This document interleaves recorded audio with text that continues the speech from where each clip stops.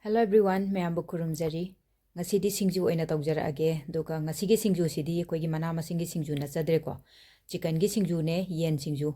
Mayamna dum popular oina yamna hauna chana ba singju makhal duni ko. Ado pang na di koina suna de tana singju se. Ado aina si se koigi store tawraga thamna na bagi mong da sem bagi sem doi neba. Daida adum store di tawjagidre ko si se adum numito da madum sem balwar ka adum loi chan sa thok kreba ko. Lotion greba dum numitu da ado mayam kamaina sem ge habidu ai mayam da video se share tawjarake ado si leire ko chicken se local gi chicken ne khoi gi boiler du na te ado apamba dum akoina phangba available oiba yen do dum lobi be yare ko ado aina si se thum hapaga cooker da anirok ohumla ka me ko habdi si se local khoi gi akan ba du yen akan ba du oiba daida aina si sing se thum gi tang hapa kam thachare aduga si dai sta matong khara khantok chare ko ado si se koina shredded torane ba segai birane ba ko ado segai ba sidi ishana pamba mong da segai birani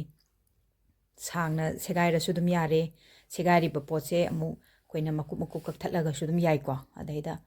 aina smaina khara mana sangna segarani khara mana kak thatlani aduga mix toraga semjarake do yare ba makhaidi kupi gaidi dum haurabani ko to smaina sigi changsida khara ma hapani khara mana kupna kak thatpirane ba ko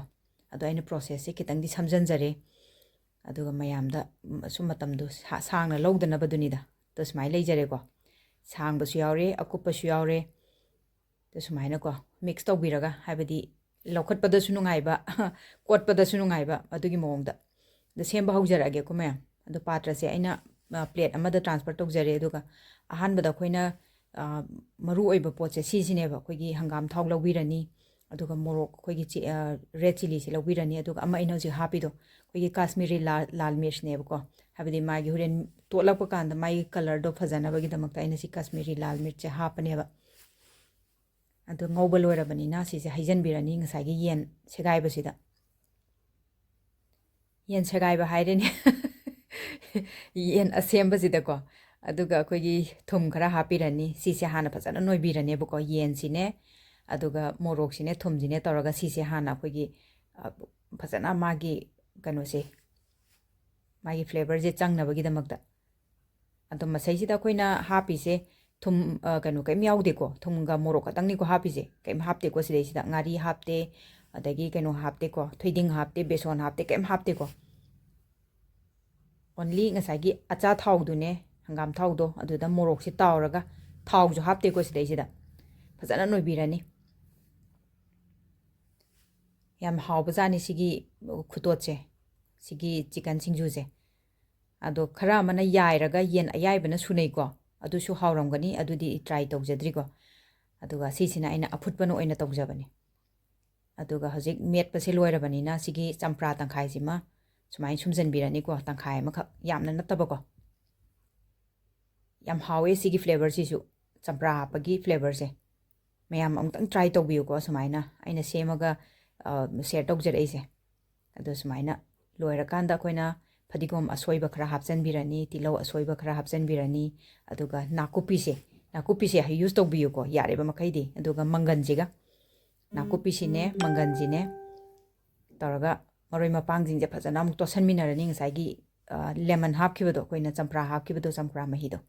pulat swaina to sanminarani aduga store tawge haraga na tilau ja hapiranu aduga adum store tawbibe yare week mani dum chabi yani ko mayam loijare ko champra kano se koigi chicken singju yen singju haibatare the mayam smaina try tawraga amtang yengbiu yam hawbuni ko ado singju se hawni hawroi haibadusu haibiramu ko ado mayam di kamaina suge chicken singju yen singju subase ado su mayan kari hapagana hen hawni haibadusu mayam adum phongdok piramo ai su mathangdom try tawge aigi on knowledge da sujabane ko sigi chicken singju sidi aduga mayam gi knowledge zum share tawbiramo kamaina kari hapagadi hen hawni haibadusu ado mayam aina semjari basi su smaina sigi process da su dum mayam su try tawbiyo yam hawe ko lemon hapaga sembaje ado mayam si chicken singju siga sana na ba aina mairen na ma thonge ba ko mairen sida ko gi ngasai gi yen afut ba do khara hape ba mairen si hana thong ngora thonge dana ko aduga ko gi yen afut ba je hape aduga sumaina ma thonge ko sisu yam hawe mairen ga yen ga thongba ꯑꯗꯨꯝ ꯁꯤꯁꯨ ꯃꯌꯥꯝꯅ ꯑꯗꯨꯝ try ꯇꯧꯕ ꯌꯥꯏ normally ꯑꯩꯈꯣꯏꯒꯤ ꯃꯥꯏꯔꯦꯟꯁꯦ ꯊꯣꯡꯕꯗꯣ ꯊꯥꯎ ꯉꯧꯔ ꯊꯣꯡꯕꯗꯣ ꯑꯗꯨꯃꯥꯏꯅ ꯊꯣꯡꯕꯗ ꯑꯗꯨꯝ ꯌꯦꯟ ꯑꯐꯨꯠꯄꯁꯦ ꯍꯥꯞꯆꯤꯟꯕꯩ ꯋꯥꯅꯤꯗ ꯑꯗꯣ ꯁꯨꯃꯥꯏꯅ ꯁꯦꯝꯃꯦꯀꯣ ꯑꯗꯣ ꯃꯌꯥꯝ ꯁꯤ ꯂꯣꯏꯔꯕꯅꯤꯅ ꯆꯥꯛꯂꯨꯛꯁꯦ ꯁꯦꯝꯖꯔꯛꯑꯒꯦ ꯁꯦꯝꯖꯔꯦꯀꯣ ꯆꯥꯛꯂꯨꯛꯁꯦ ꯃꯥꯏꯔꯦꯟ ꯊꯣꯡꯕ ꯃꯥꯏꯔꯦꯟꯒ ꯌꯦꯟꯒ ꯊꯣꯡꯕꯁꯤ ꯂꯩꯖꯔꯦ ꯌꯦꯟ ꯁꯤꯡꯖꯨ ꯁꯤꯗ ꯂꯩꯖꯔꯦ ꯃꯌꯥꯝ ꯑꯗꯣ ꯃꯌꯥꯝ ꯌꯦꯡꯕꯤꯔꯤꯕ ꯄꯨꯝꯅꯃꯛꯇ ꯑꯩꯅ ꯔꯤꯀ꯭ꯋꯦꯁ ꯑꯃꯇꯪ ꯇꯧꯖꯔꯤ ꯌꯦꯡꯕꯤꯔꯤꯕ ꯃꯔꯛꯇꯒꯤ ꯁꯕꯁꯀ꯭ꯔꯥꯏꯕ ꯇꯧꯗꯕ ꯌꯥꯎꯕꯤꯔꯒꯅ ꯁꯕꯁꯀ꯭ꯔꯥꯏꯕ ꯇꯧꯁꯟꯕꯤꯔꯝꯃꯣ ꯑꯗꯨꯒ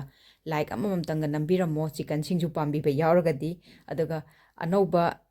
ꯃꯑꯣꯡ ꯑꯣꯏ ꯍꯥꯏꯔꯒꯗꯤ ꯑꯗꯨꯝ ꯑꯗꯨꯁꯨ ꯀꯃꯦꯟ ꯐꯣꯡꯗꯣꯛꯄꯤꯔꯝꯃꯣ